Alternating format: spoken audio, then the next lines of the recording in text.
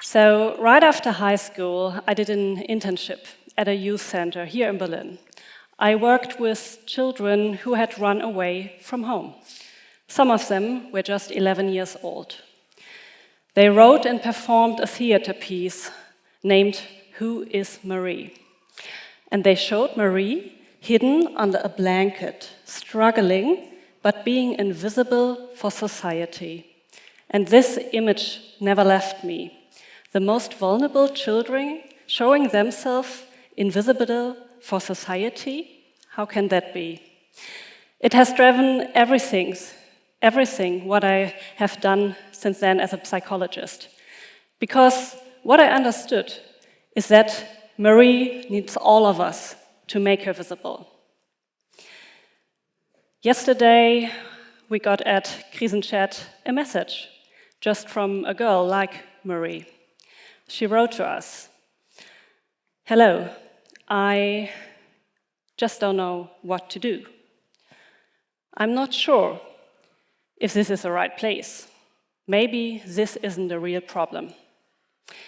Since we found it 5 years ago, I've read thousands of messages like these. Each one is a window into an open, invisible crisis of a young person. Now, I want you to picture this with me.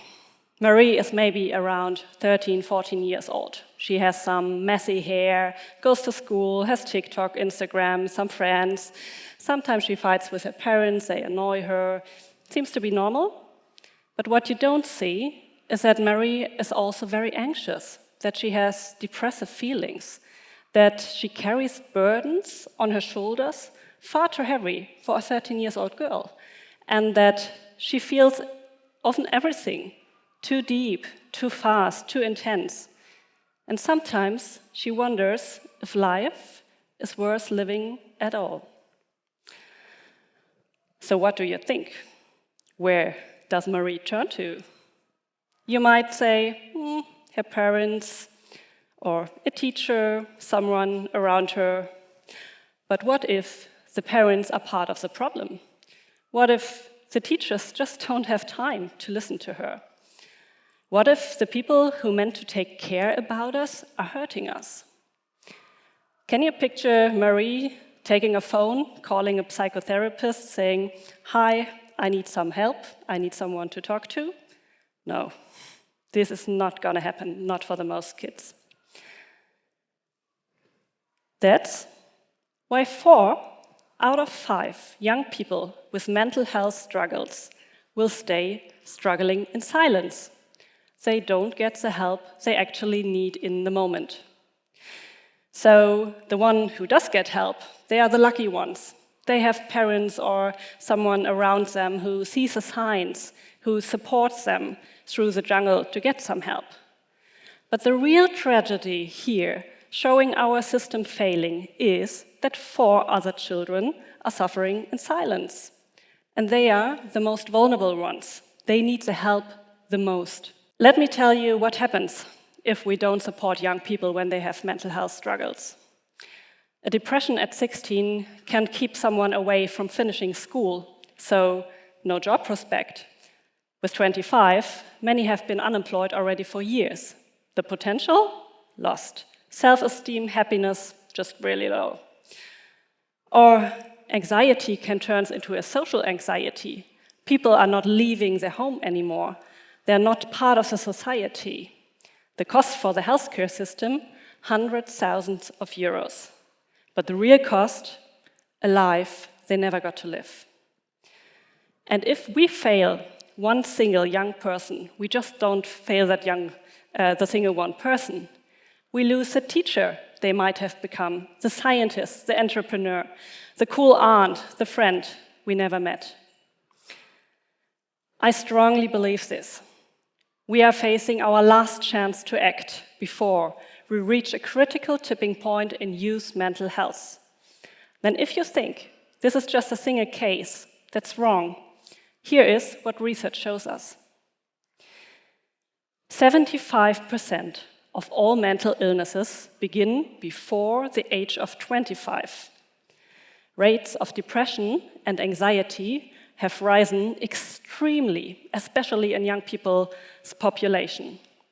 1 out of 5 young people has severe mental health problems at the moment. And half of all young people have experienced the feeling of loneliness, not having a single person with a good relationship to, not feeling connected to the society. In high-income countries, that means already 3 to 4% healthcare cost of all GDP every year. The reasons? Extremely diverse. But one thing is for sure. It has never been so complex to grow up in a world like this for young people. Relentless pressure, digital overload, social media, climate anxiety, wars in Europe, it's just so much they have to deal with. And at the same time, we need resilient, strong, healthy young people to face these challenges. So, what does someone like Marie actually need? 4 things. First of all, they need a safe space. They need a space where they can talk about their problems, where someone listens, where someone is there, and where they are not judged about their feelings, where they can be vulnerable, where it's okay not to be okay. They need support in the moment when they need support. Not in 6 months, not during office hours. It's not what young people need. And they need someone who talks their language. They don't need complicated psychological terms. They need it clear, short, understandable. And they need offers that scale, because the demand is so high. We need offers that are available really for everyone, not just for privileged small groups of people. And here is the good news. It has never been easier to meet these needs from Marie, actually. Because having a smartphone means, beside all the challenges, and there are lots of challenges, especially in social media for young people, but for young people it also means being independent. Being independent from parents or supporting networks who don't take care about them. They are independent to look for help, to inform themselves, to educate, to look for supportive communities which they support them and enrich them. And that's why we have built krisenchat, a professional crisis chat available around the clock for young people who need help directly in the moment when they need help. It's cost-free, it's anonymous, it's scalable. It's a safe space in chat and in social media. And it works. In the last 5 years, we did over 200,000 consultations. That's per month 4,000 consultations at the moment. And chat connects young help seekers with professionals, psychologists, social workers, who are there, who listen, and to look what might support the person who looks for help. In chat, young people don't have to show their face. They don't have to raise their voice. They don't have to say their name even. And this is really often the reason why they open up and talk about these topics like mental health. The topics they come to us are so different and are so complex. 20% have family conflicts, have depression, anxiety, but also loneliness, social anxiety, and the pressure for self-harm and suicidal ideation are topics. A quarter of all chats is on risk. That means young people experiencing violence. That means young people experiencing the feeling of, I don't want to live anymore. And some of them have already a plan. 60% of all our help seekers haven't talked with someone about their problem before. So it's the first time they open up. So crisis chat can save lives. But here's a better question. What if we could prevent the crisis? What if we could support and empower young people in a way they can help themselves before it comes to a crisis? Here are two problems of prevention. First, there are hardly any existing programs for youth mental health and prevention that reach many people at once. Second, they often don't reach the language young people talk. They're often clinical, distant, not on eye level. They're not cool. Prevention is not a cool word at the moment. So we really have to meet them where they are. And next to family and school, this is at the moment on social media. Young people spend an average time of 4 hours every day on social media. This is such a potential to reach them with educational content to help them, to support them, to have something good in their feeds.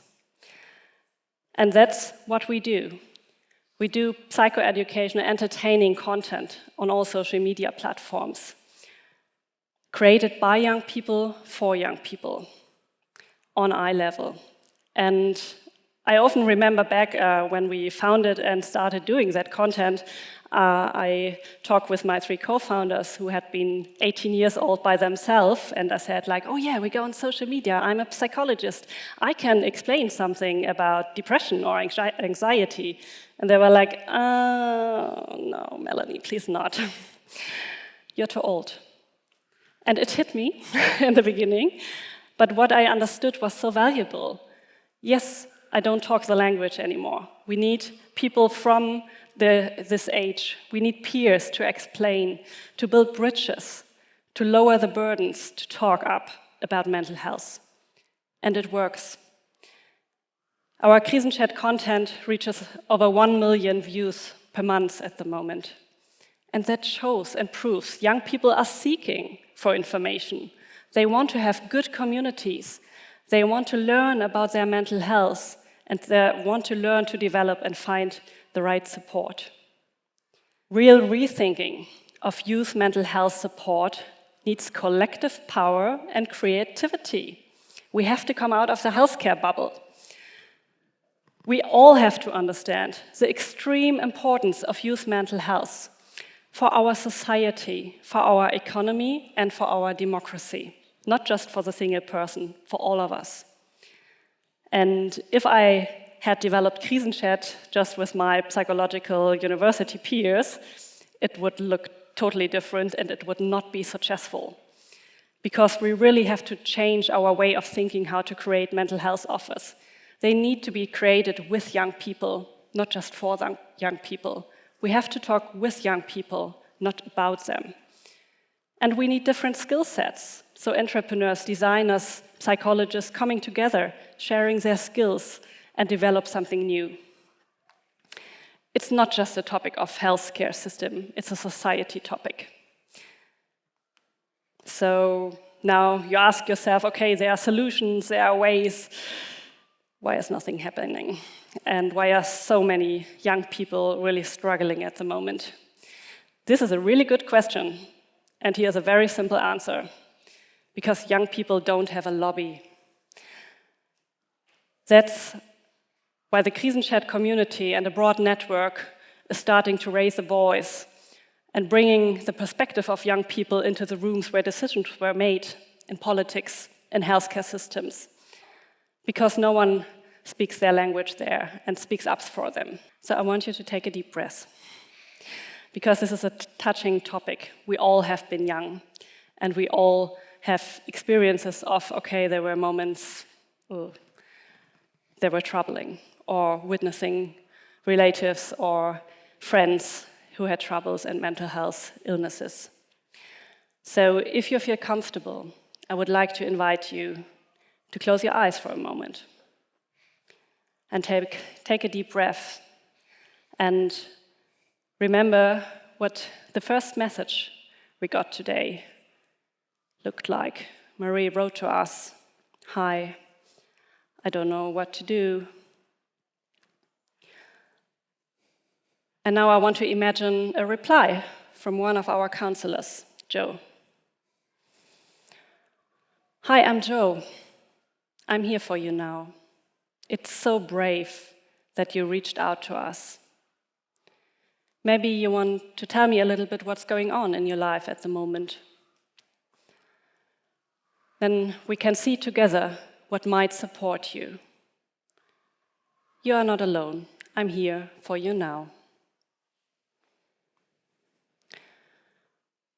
Listening to these small words from our counselor make maybe a feeling of warmth or create a small stress relief. And maybe you feel a little bit more connected. So open your eyes again. We need to create more safe spaces for young people, more reaching out hands in the actually living world where they are. And that's what we all can do. So I'm asking you, if you are a parent, create that safe space at home. Talk about feelings. Talk about mental health. Don't let it be any taboo. If you are a caretaker, be aware that you might be the only trusted person of someone who struggles. See the signs. If you are an entrepreneur, your future workforce is struggling out there. It really makes sense to invest in youth mental health programs. And if you are a politician, invest in early intervention and prevention now. We don't have much more time. And if you're a designer, a journalist, or whatever, just a human being, be aware, Marie needs all of us. So every crisis has a chance to create something new, to develop, to grow. And every crisis has a chance for new innovation. The future has children's voices. So let's listen now. Thank you.